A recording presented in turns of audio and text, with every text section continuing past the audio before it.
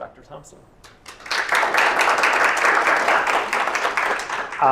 Thank you very much, Mark, for that kind introduction, and thank you again to Tom Larson for inviting me to give this talk, to Hannah for helping organize everything, and to the Center for providing the funding. I was very excited when Tom contacted me to come and speak to you here at the college, especially because I was very intrigued by the university and the New Hampshire Institute of Politics, which has obviously played such a large role in the recent history of American politics, hosting presidential candidates, primary debates, former presidents. So it's a privilege actually to come here and visit a place which is devoted not only to the study but also to the practice of democracy.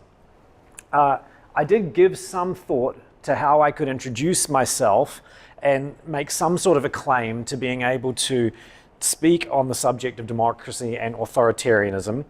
You may have noticed from my accent that I did not grow up in the United States. I'm actually from New Zealand, and I know what my undergraduate advisor, Margaret Clark, who is a New Zealand political scientist who actually received her PhD at Columbia University, I know what she would tell me. Margaret would say, "Henry, tell the Americans that you are from the world's oldest democracy."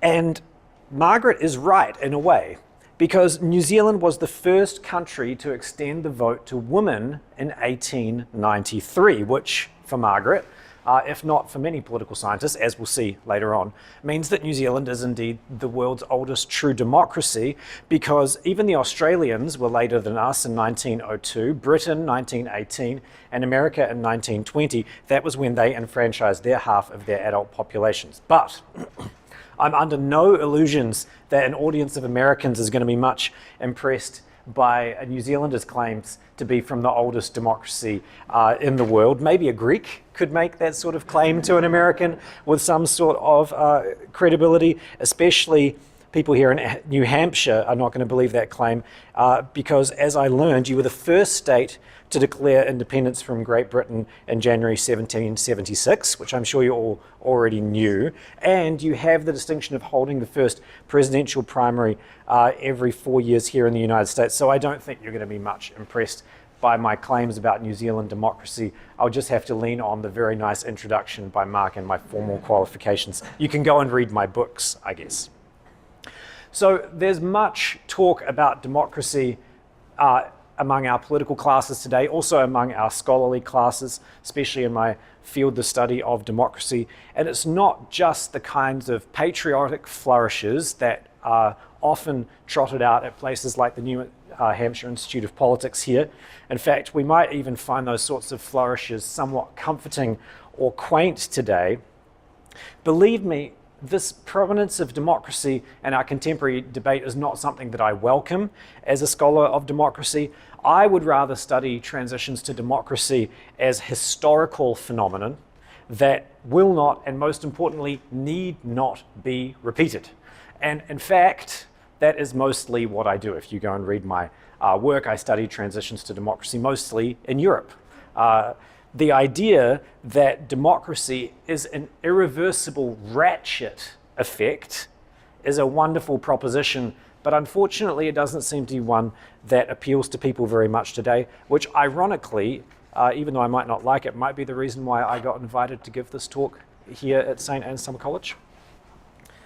So we were told last year, not for the first time, that democracy was on the ballot in our November elections here in the United States. In the last weeks of her campaign, Kamala Harris took up a campaign message that had been adopted by Joe Biden previously, warning that a vote for Donald Trump was not just a vote for the Democrats' political opponent, but could in a way be the last meaningful vote that one would ever cast, because America's political system was under threat of subversion or outright overthrow and replacement with some kind of dictatorship if Donald Trump should win. Now, of course, there were good reasons for Biden and then Harris to raise these warnings. As I'm sure you are all very aware, after the unprecedented election of the pandemic year in 2020, Trump refused to concede his loss to Biden. he and his political allies attempted to annul the election results in the courts, with investigations into election procedures like that carried out by the legislature in my home state of Arizona, in that case by a very odd group going by the name of the Cyber Ninjas. With investigations like that, by assembling slates of so-called alternative electors in states that were loyal to Trump, and finally, of course, most famously, by disrupting the Senate's certification of the election at the US Capitol on January 6, 2021. So there were reasons for Biden and Harris to make these claims that democracy was somehow on the ballot, somehow under threat last year. But on the other hand, of course, this claim was contested by their political opponents. J.D. Vance claimed that American democracy was indeed under threat, but from the left, from the Democrats, rather than from the right. He claimed that the Democratic Party and the Biden administration had colluded with social media companies to censor the political news. He called this, quote, a much bigger threat to democracy than anything we've seen. And as some of you might have seen, Vance repeated similar allegations at the Munich Security Conference earlier this year, in some ways linking those to European governments as well. And to be even-handed, Vance had some justification for making his argument as well. Last year, Mark Zuckerberg admitted that the Biden administration had exerted significant pressure on Facebook to remove user content from the platform related to COVID-19 pandemic, especially including things like satire and humor.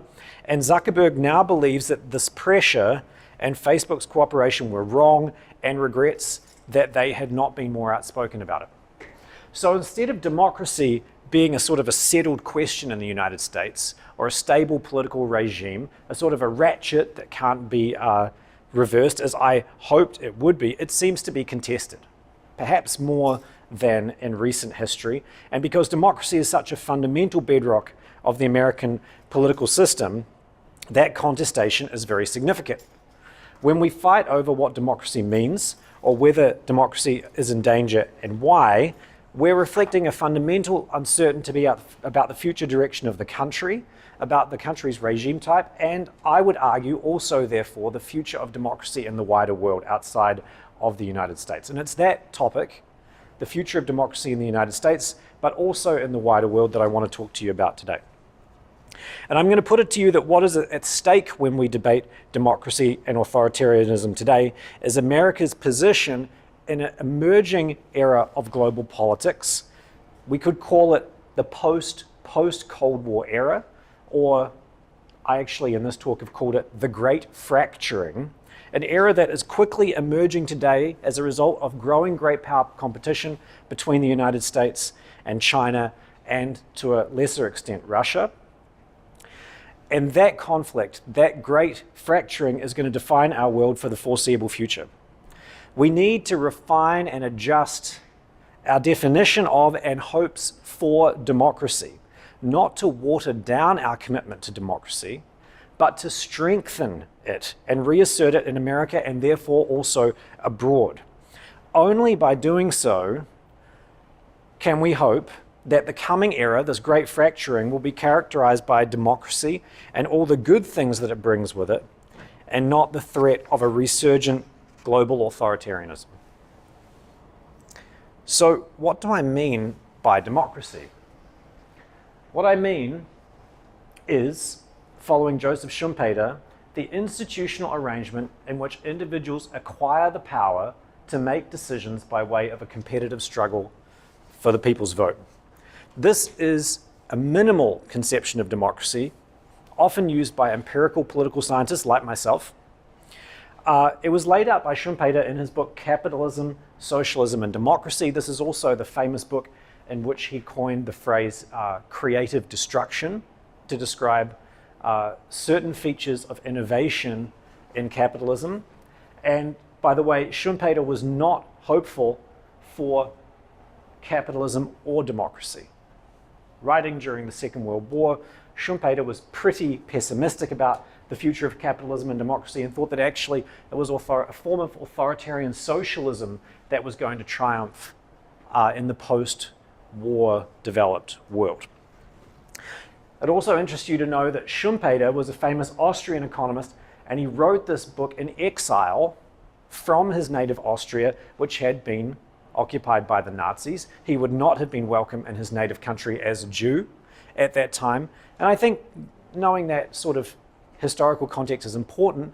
It brings into stark relief the fact that democracy has faced, I think, much greater challenges than it faces today, and it has overcome them in the past. So Schumpeter's definition of democracy is elegant. We empirical political scientists like it for many reasons, most importantly because it very clearly allows us to distinguish between those regimes that are democracies and those that are not. But because it's so simple, it brings up a lot of issues and questions. If this is what democracy is, what democracy is not? And I think this is important because so many of our debates today about the character of American democracy, about the quality of American democracy, about the so-called democratic recession or the crisis of democracy that many people see us in today, I think revolve around definitional issues and what democracy actually is and what we can expect from it. So democracy is not about equal representation. Anyone with even a passing familiarity with the different electoral systems that we see around the world knows that in some of these systems, like the United States, a relatively small faction within one political party can in fact be massively represented in government, perhaps even dominate a government, and swathes of the population can find it relatively difficult to have any representation at all. In other political systems, like the system in Germany or the system where I'm from in New Zealand, government can look very different. There can be a multitude of parties represented in government, representing a multitude of different geographic interests, ethnic interests, class interests, political agendas, green movements, etc. And those might be represented in the government as well, right? So we know that democracy doesn't necessarily equal representation. We also know that democracy doesn't necessarily equal economic equality. Now, there are some political scientists, many of whom I know and like very well, who I would refer to almost as vulgar Marxists in their conception of democracy. And they think that because democracy implies some political equality, that a democratic government, once elected, will engage in some form of redistribution from the rich to the poor, because it has been elected by the poor, who are relatively many, versus the rich, who are relatively few, and it therefore makes sense that once a government is elected via the ballot box, that they will take measures to redistribute resources from the rich to the poor to make economic affairs more closely resemble political affairs. But of course, in practical terms, that does not seem to happen. There is a huge diversity in economic outcomes under democracies. Some, like in Scandinavia, for example, if we look at Denmark or Sweden, engage in tremendous amounts of taxation and redistribution, right? Marginal tax rates are very high. Social welfare state is very well funded. This, in some ways, approximates, I think, some of my colleagues' view of how democracy should work. But there are other states, Great Britain, the United States, Australia, New Zealand, where the government redistributes relatively little. So there's no guarantee or even any real grounds to believe, and in fact there's no empirical evidence, by the way, to suggest that democracy implies economic inequality. There's also very little grounds, therefore, to suggest that economic inequality is by nature anti-democratic. Some people say you cannot have true democracy without economic inequality because the rich are so much more privileged than the poor. But again, based on our definition, democracy doesn't necessarily lead to economic equality. In fact, there's not even much evidence that democracy actually leads to economic growth. There is a very strong association between income and democracy. Rich countries tend to be democratic, but there's only very weak evidence that once countries transition from dictatorship to democracy that they experience higher growth rates. The empirical study of economic growth has shown very, very mixed results on this. In fact, for a long time, the effect of democracy on growth seemed to be negative.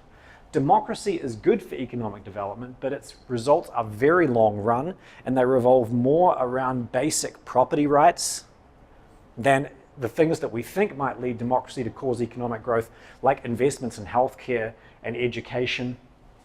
It doesn't seem like democracies are as good at generating economic growth as we might think. And perhaps just as importantly as the others, democracy is not about orderliness or consensus. There is a strong reason to believe that democracy is quite good at solving fundamental social conflicts.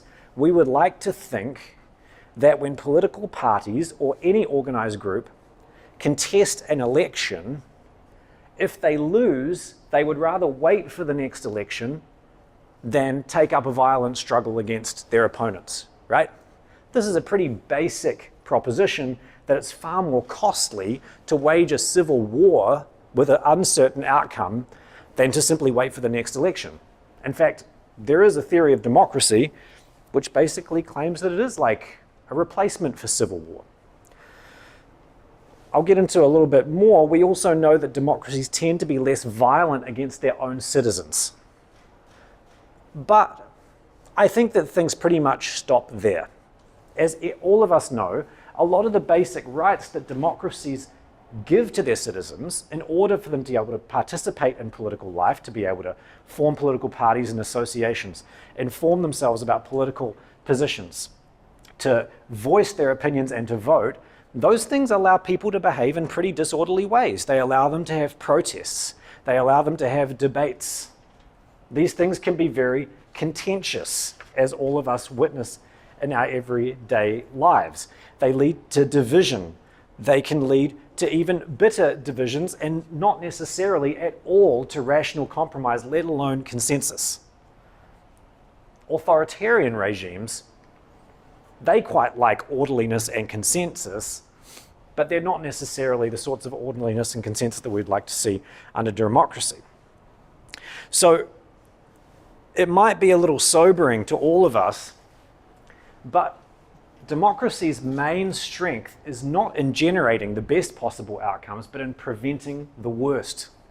It almost brings to mind one of those quotes, many quotes attributed to Winston Churchill, perhaps dubiously, that democracy is the worst form of government, apart from all those other forms that have been tried from time to time. No one knows whether any of these quotes have been attributed to Churchill. It's just, I think, the best quotes always get attributed to him. Lucky guy. Lucky guy. Maybe people should start attributing the best quotes to me. That would be nice. But we know that democracy is very good at inhibiting famine, for example. Yes? The rest of that quote. Uh-huh. What is it? The rest of it? It's the worst form. The worst form of government, It's the only one.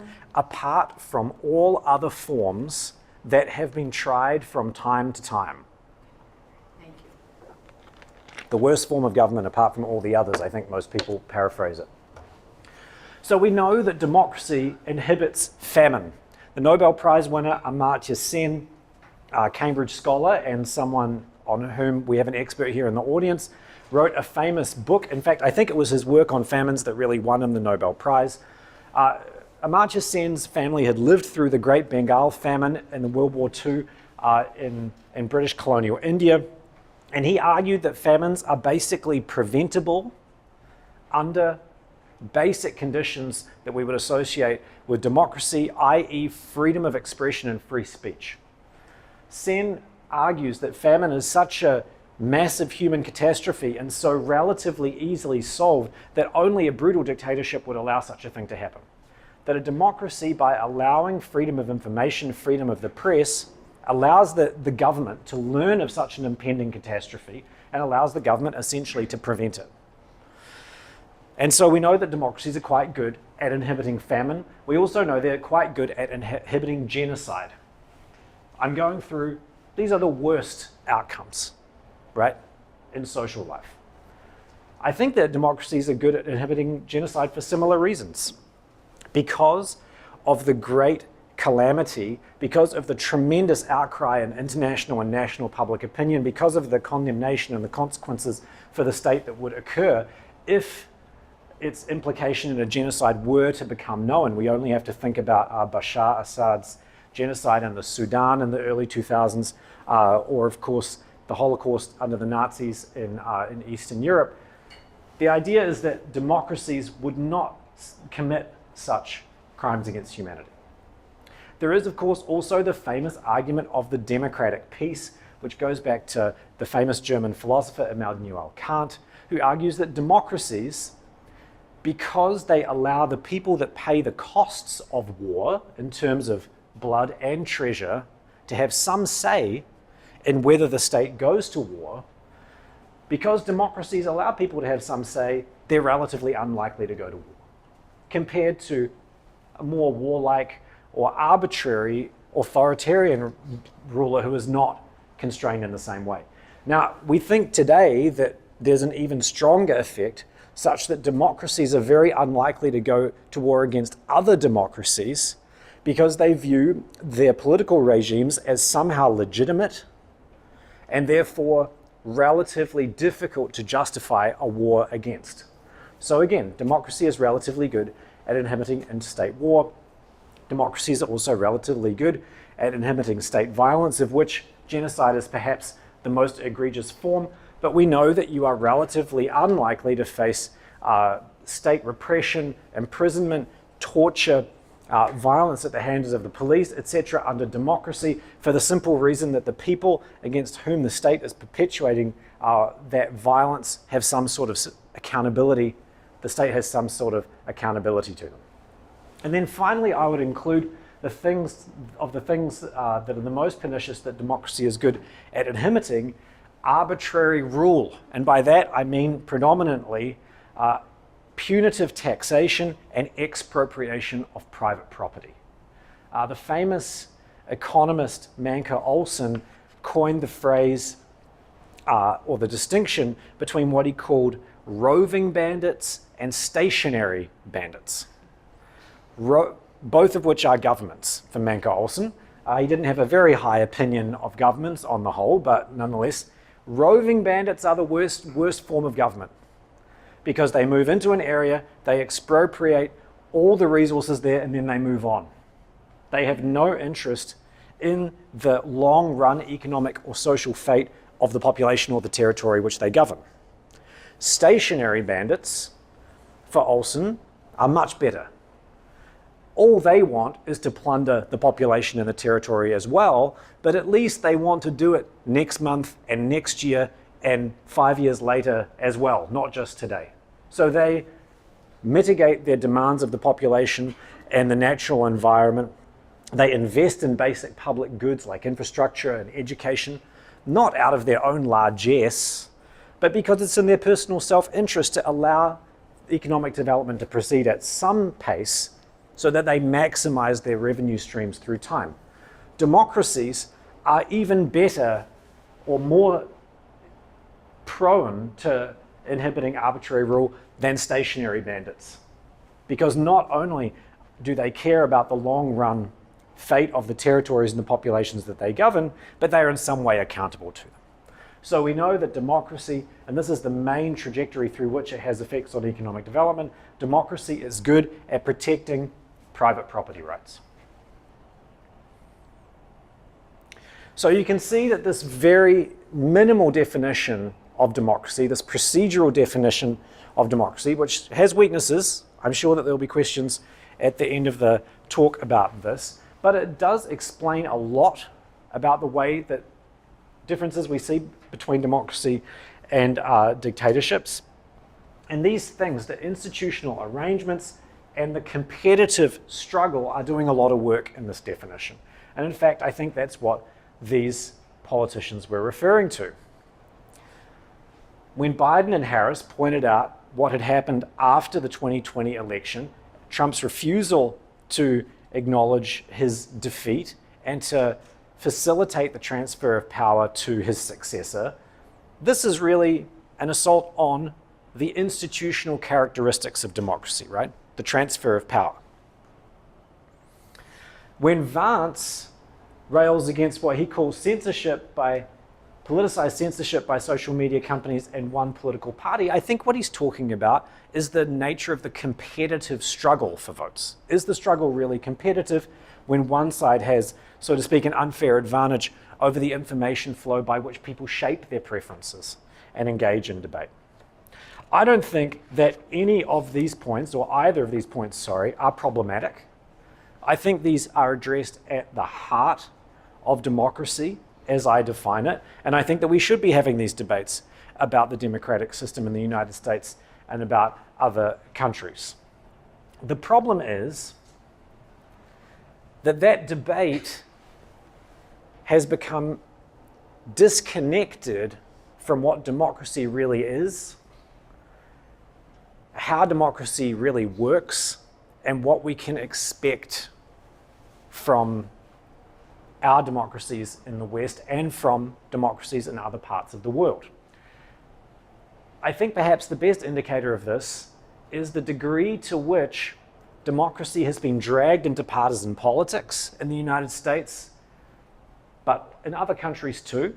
We are seeing parallel developments to those in the United States and other countries. I'm happy to talk about that more, but if we look at polarization and democracy in Germany, in Poland, in France, where we saw the presidential candidate or presumptive presidential candidate of the right-wing party just presumably banned from contesting the next election by a court. We see similar debates being carried out in other countries, but we see here, this is from a New York Times poll just before the election last year, that yes, voters are concerned about democracy. Around 70% of US voters in this poll thought that there were significant threats to US democracy, but they seem to think that it's only the other party who threatens democracy.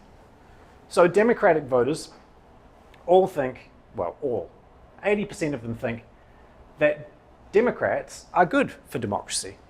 Only 2% of them think that Democrats are bad for democracy. On the other side of the ledger, only 15% of Republicans think Democrats are good for democracy, and 60% of them think that they're bad. If you ask the question the other way about whether Republicans are good for democracy, I think you can imagine the results. It's kind of a mirror image. So I think this is a problem. When our conception of what democracy is becomes tied up with partisan allegiances, with policy stances, we start to lose our view of what democracy actually is and what it can actually do. And I think that is becoming a danger, and is a danger of increasing magnitude as we enter this new era of global political competition between the United States and China that I call the Great Fracturing. Because I believe that the future of democracy, both in America and around the world, is going to be more contested in the future than it has been since the end of World War II. So I think it's important not only to keep our definition of democracy in perspective, but also to keep in perspective that democracy as a regime type is historically extremely rare. When we talk about democracy being under threat, when we talk about there being a democratic recession, when we talk about there being a global crisis of democracy, these are terms that are bandied about not only by political scientists like myself at conferences, but also by elected officials. We should keep in mind that until about 1850, according to political scientists, this is a data set put together by a very large team of political scientists in Europe, mostly in Europe and the United States, there were no democracies until 1850 in modern history. This graph divides countries up into what are called closed autocracies. These are completely closed political regimes that either don't allow any elections at all, or the elections that they allow are total shams.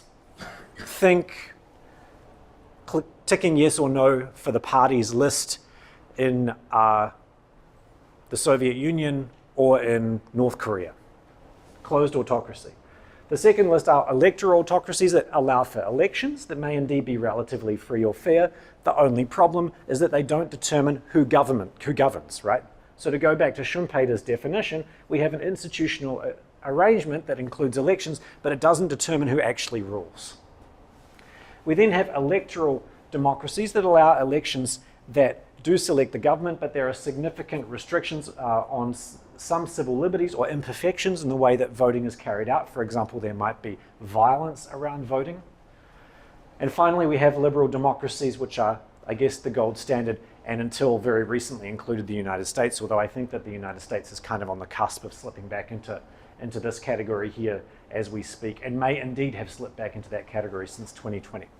So until 1850, there were essentially no democracies in the world. This is the percentage of political regimes. So bear that in mind, that there were far fewer states in the early period than there are now.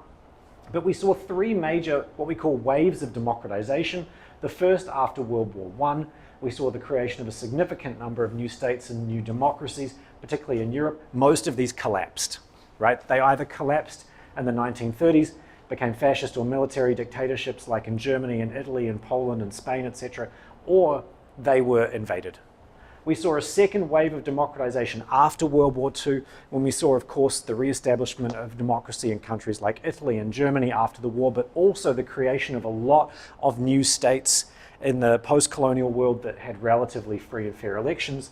And then we had here what's known as the third wave of democratization, which begins with the fall of the Greek military dictatorship in the 1970s, reaches all the way through the year 2000, through the collapse of the communist dictatorships in Eastern Europe and in the Soviet Union, the splintering of the Soviet Union, the transitions to democracy in places like Indonesia, South Korea, Taiwan, etc. And this is the world that we live in now. So when we view, I think it's important to view democracy as a historical phenomenon, as being very rare, but today relatively common and in relatively good health, without becoming complacent. So the question is then, why do we feel this crisis of democracy? Why do we think that democracy is at risk of collapse, not only in the United States, but in many other countries? And I think part of the reason is that democracy has been a victim of its own success.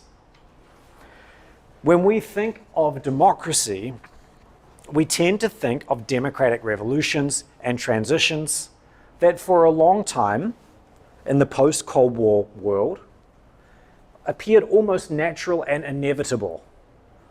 So we have here, for example, the fall of the Berlin Wall in November 1989, when the East German Politburo's press speaker, his name was Günter Schabowski, famously appeared on East German television to announce a routine change in the regulations for East Germans to be able to cross back and forth from East Berlin to West Berlin, which had been mistakenly given to him to read that the border crossings from East Berlin to West Berlin were now open, which he then announced, after which tens of thousands of jubilant East Berliners stormed the border crossings, and the East German dictatorship collapsed a few months later. Of course, there's a long prehistory to that, but these sorts of dramatic events in the 1990s and into the 2000s seem to be happening all the time.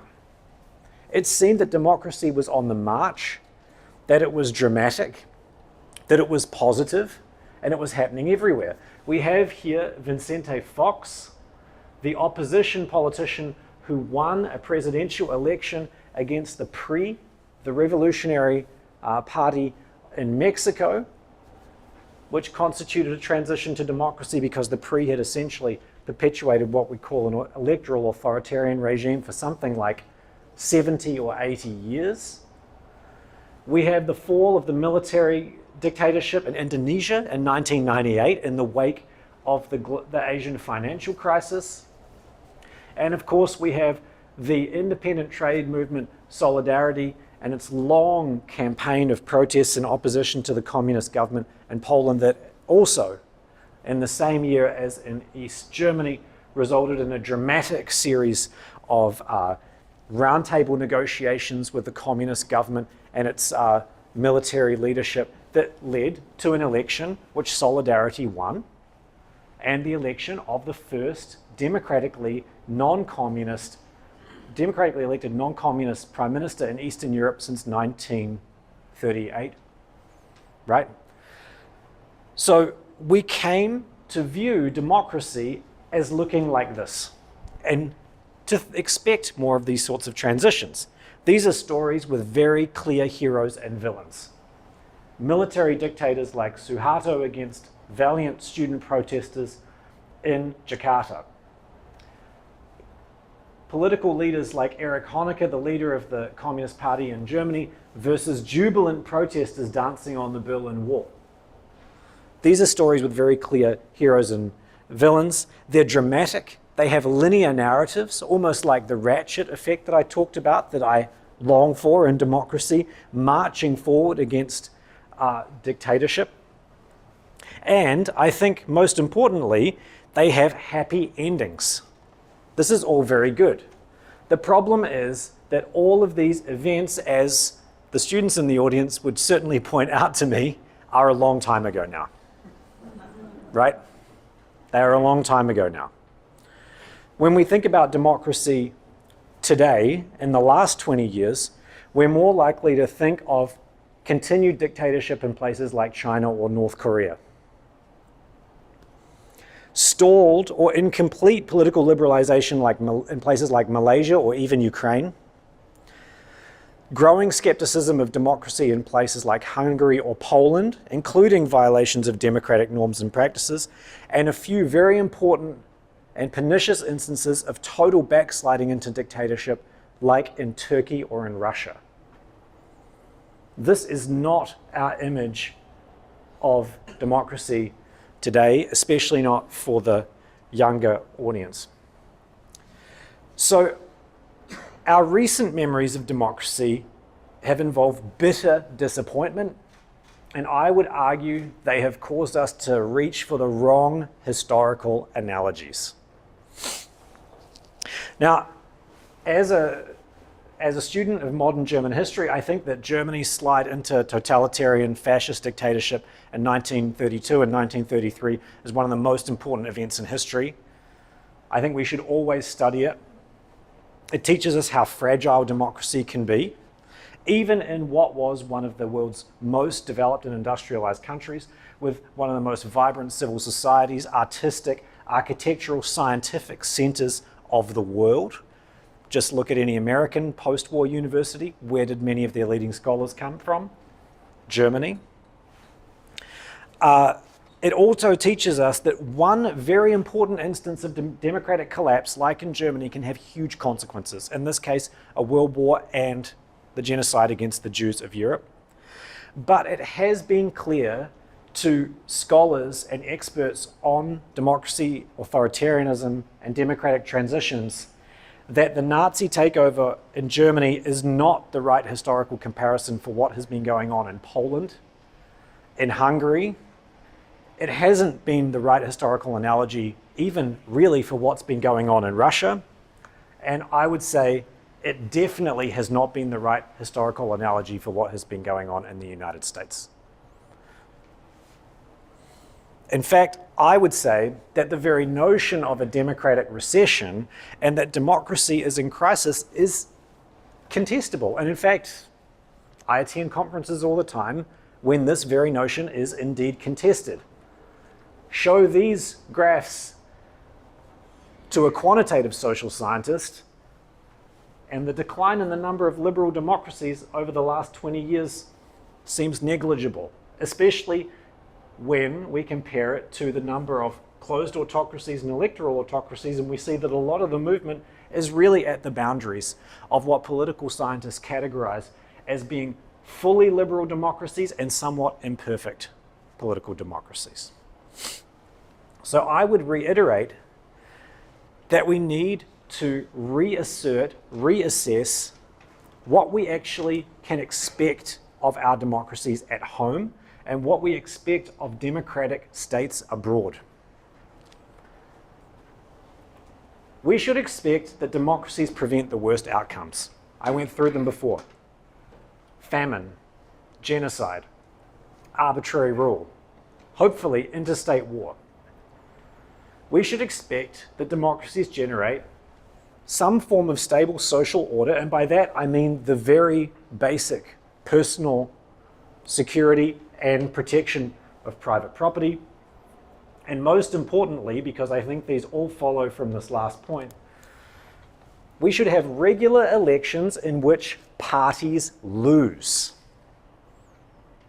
The famous political scientist Adam Jaworski at NYU, this is his definition of democracy. Democracy is a political system in which elections generate losers, with elections when parties lose. And I would say, especially when we think back with a broad historical perspective, this is pretty good. The great calamities of history, from the Holocaust to Mao's Great Leap Forward, to Mao's Cultural Revolution, to what goes on every day in North Korea, have always occurred under dictatorship and not under democracy. That's good. That's good. It also reminds us that democracy is not a catch-all. It doesn't solve all of our problems, and we shouldn't expect it to. Partisan polarization, cultural division, or even what we would call the culture wars in the United States, inequality, or even economic stagnation and malaise. All of these can occur, and often do occur under democracy, as we well know. I'm not thinking of anyone in particular here when I say irrational or destructive policies. Keir Starmer. Racial injustice, all of these do occur under democracy. We cannot expect democracy as a regime type to solve these problems. We as citizens have to elect leaders who put forward policies to solve these problems. It is not the job of democracy to solve these problems. It's the job of individuals to elect leaders to solve them. We shouldn't expect democracy to solve all of our problems. And I think this is especially important because we're moving today, in fact, we've been moving, I think, since 2016, at the very latest, into a new era of global politics. Now, I showed to you the history of democracy is characterized by waves. We don't see an incremental move of countries moving from authoritarianism to democracy at some sort of random intervals around the globe. It doesn't look like a steady curve from left to right moving upwards. It moves in waves. Things hang together at the global level. We can talk about why, but they hang together. And at the moment, we're moving into a new era, which, if I was inelegant and inarticulate, I would call the post-Cold War era. But the best I could come up with to describe it, and I swear this didn't come from ChatGPT. I just read an article in the Wall Street Journal yesterday about how ChatGPT makes you less creative. And it totally would if I had used ChatGPT to come up with this term, but I didn't. I'm going to call it the Great Fracturing. And I call it this with regret as a child of the 1980s and 1990s, i.e. an era of globalization and global integration. We are moving into an era in which interstate war is no longer unknown and perhaps no longer even a taboo. I'm looking at you, Vladimir Putin. Economic globalization is in retreat. Has anyone checked the S&P 500 this morning? Multilateral institutions undermined. Why didn't China appeal to the World Trade Organization's appellate body when Trump declared his trade war? Because it has no power, because the United States hasn't appointed any judges to that multilateral institution that is supposed to enforce global trade rules since 2016. International norms discredited, I would refer you to the conduct of the Russian army in Bucha and in other places in Ukraine, a resurgence of nationalism, but are we also going to see a global democratic recession? My hope is that we don't. But in order for us not to see a global democratic recession, we have to maintain faith in democracy, and in order to do so, we have to be clear about what it actually means.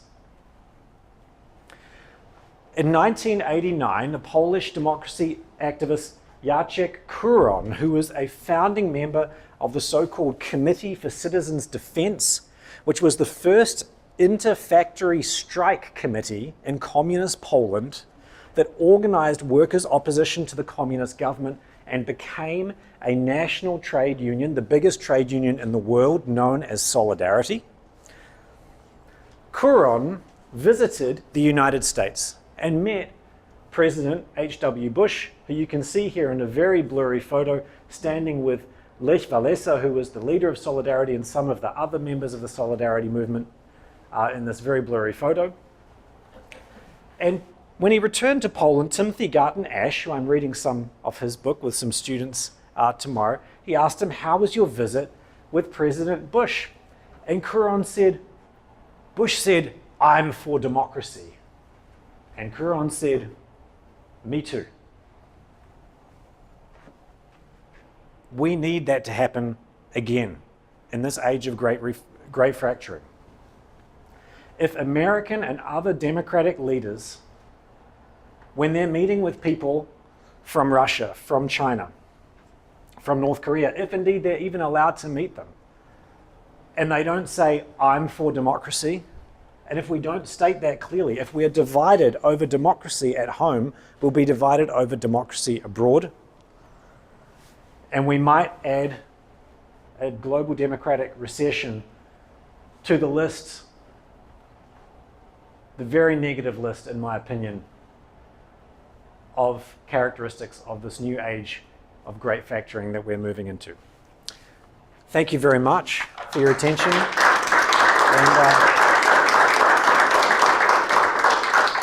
I'd be happy to take questions if people have them.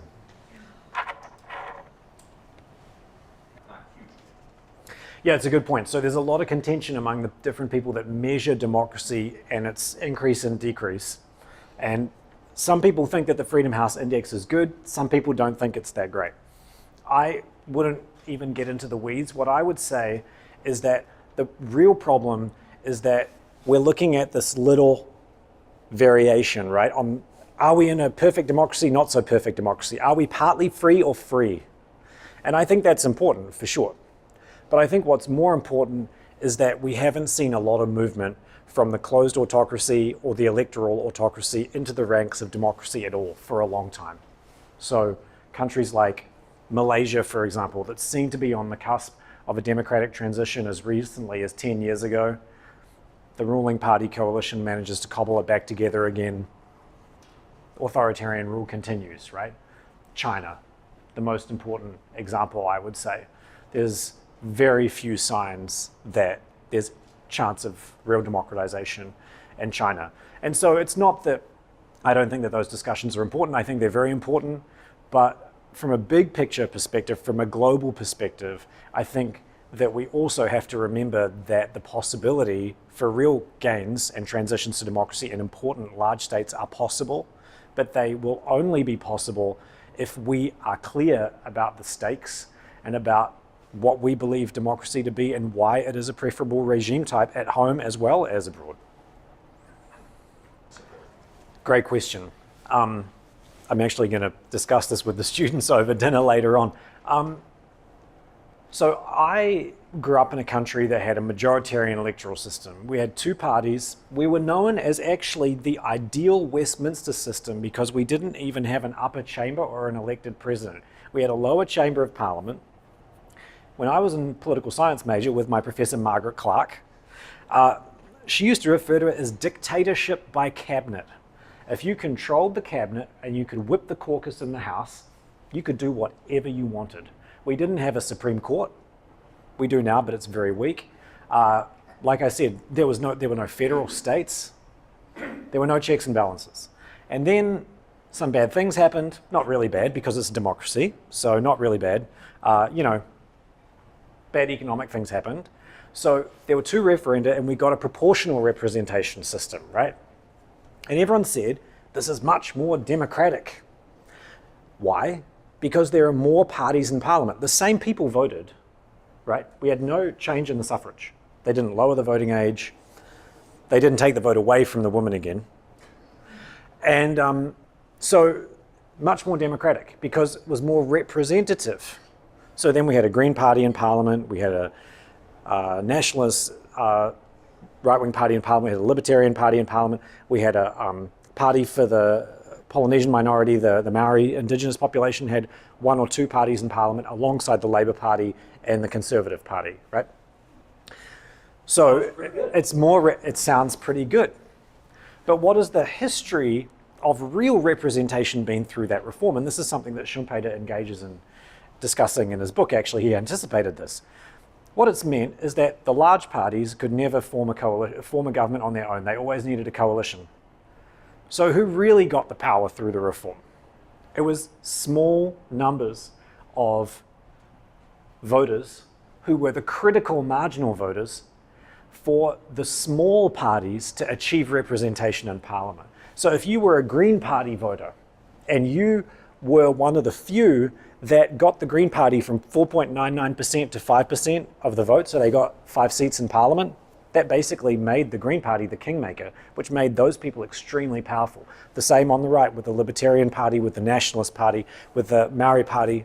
So I'm not going to give you a definitive answer on that, but I'll just give you that example to chew on as one in which greater representation in the Parliament may or may not have led to a more fair representation of the population's preferences or whatever outcome really you want.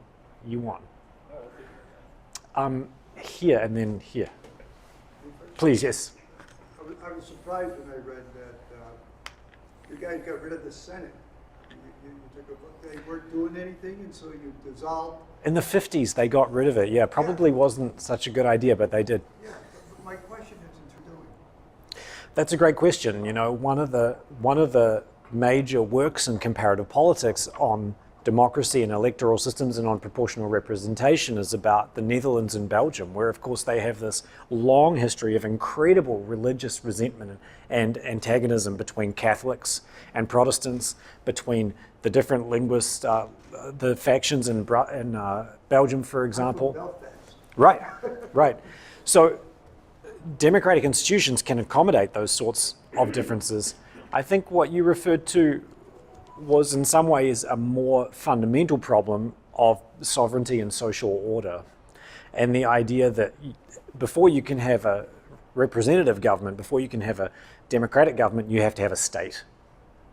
And the examples you pointed to, like Iraq or to Afghanistan or contemporary Syria or other places, there's no central authority. You know, Max Weber defines the state as that entity with the monopoly on the legitimate use of force.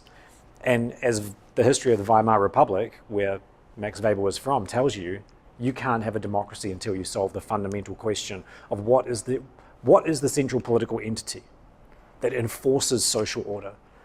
Then you can think about how do we choose who leads that entity. But you have to ask that question first. Yeah, it's a very good question. And you know, in Europe, especially in Central Europe, they had explicit voting categories by income. They had them in Britain too. The first Reform Act was based on property owning males. The first Reform Act in 1832. The second Reform Act in 1864, I think it was, it basically extended the franchise to all property owning males. But of course you had to own property. You had to own a house and or other significant property. In places like Germany and the Austro-Hungarian Empire, they had class systems, the so-called three-class Prussian voting system, where there were 3 income classes, and depending on what your income was, you got a greater weight in the electoral system. And in certain parts of Austria, and this tells you a little something about the Austrians at the time, they had like 6 or 8 classes, right? The first class was reserved for the aristocracy, the clergy, and I think university professors. And why are you laughing? And then it worked its way down from there, right? So you're right. This idea Democracy or the illusion? that would have been one of these electoral autocracies. There's voting, but okay. So there's that.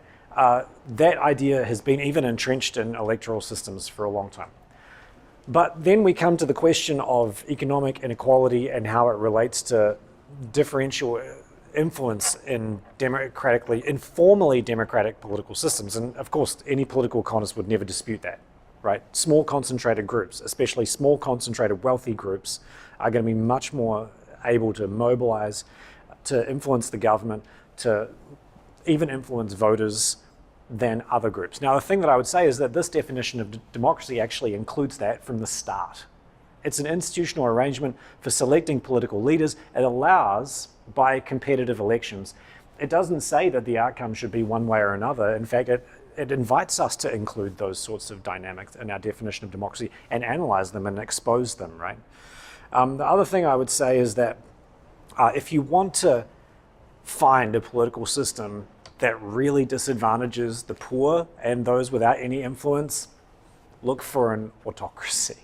Democracies, despite all their flaws, still do a better job of raising the living standards of the poor than autocracies. And so I think that a certain, rather than concede the point, we have to say, okay, what's the comparison that we're making here? Are we comparing some utopian vision to reality, or are we comparing our political system to an actual real political system, either in history or today, and we can see the results? And I'm not saying they're perfect. I'm just saying that at the margin, they're probably better. We have time for one more question. We have two. Could we do two? We had two hands up.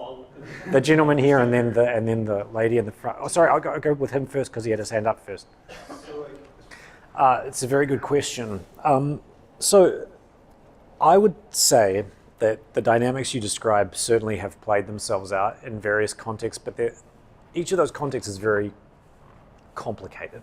So, for example, the rise of the Nazis in the 1930s is not just about economic deprivation. It's also about violence. It's also about the political elites making a pact with the Nazis or thinking they're making the pact with the Nazis, right? So there's a certain amount of determinism that we should be careful about just attributing things to one cause. The second thing I would say is if you want to find a group of working people who really don't have a say, go to the working class districts of Berlin in the 19th century, the late 19th century, or go to the locomotive factory in Warsaw in the 1960s.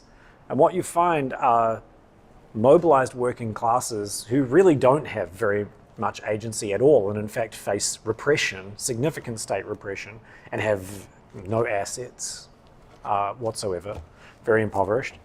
But what are they doing? They are investing huge resources in mobilizing for democracy. And so I think that those dynamics by which certain movements or certain groups move away from democracy because they feel that democracy is not the solution to their problems are always contingent, because democracy probably is the solution to their problems. It's just a question of leadership or of other questions. Last but not least, I would say look at the definition and be very precise in what you're talking about. And this is what Freedom House and other institutions do, right? Are they significantly inhibiting? So, for example, the events of January 6th is a pretty clear indicator. I don't think that there's much room for equivocation there about this being a threat to the formal procedures of the transition of power through the election, right? And the events preceding it as well. Today, I think it's very difficult to tell, because this is something that Schumpeter writes about as well, is that essentially when you elect the leadership, you sort of hand the keys of the car to them until the next election. And that's not a very comforting thought. In the United States, luckily the elections come very frequently, every 2 to 4 years. But you can't really tell in the meantime. That's part of the way that our democracy works. So I think that the great test will be obviously at the next election, but things like Trump considering running for a third term, all these things are obviously concerning signs, but whether he really follows through on any of these threats or ideas is impossible to tell. And of course, there is a procedure for him to run for a third term. It just requires amending the Constitution, for which there is a process. It's just unlikely that he could ever achieve it.